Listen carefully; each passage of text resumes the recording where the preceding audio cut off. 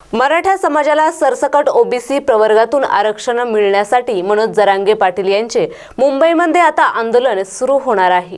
या आंदोलनात सहभागी होण्यासाठी अर्धापूर तालुक्यातील मेढला बुद्रुक येथील मराठा समाज बांधव हा आज मुंबईच्या दिशेने रवाना झाले आहेत। मराठा समाजाला आरक्षण मिळण्यासाठी जरांगे पाटील यांना पाठिंबा देखील देणार असल्याचे यावेळी मराठा समाज बांधवांनी सांगितले आहे।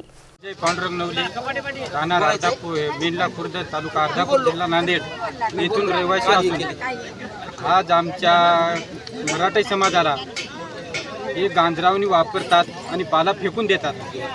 हा समाज, मराठी समाज आमचा हा शेती विकून रोजगारीच्या मागे लागलेला आहे। या सरकारचं एक तत्वी एक पक्षी सरकार असून महाराष्ट्रात यांचं सरकार आहे आणि पुऱ्या भारतात यायचं सरकार आहे, तरी यायला 370 कलम हटवाय यायला 10 दिवस लागत नाही।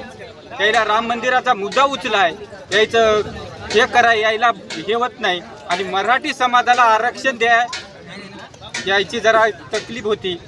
मराठी समाजाला आरक्षण का देत नाहीत? यांचे संघ समधे नेते घ्या, यायचे समधे पक्ष महाराष्ट्रात येतात, हे गुवाहाटीला जातात, यायला 4 दिवसात गुवाहाटी येते, यायचं सरकार यायचं मुख्यमंत्री 4 दिवसात यायचा मुख्यमंत्री होतो।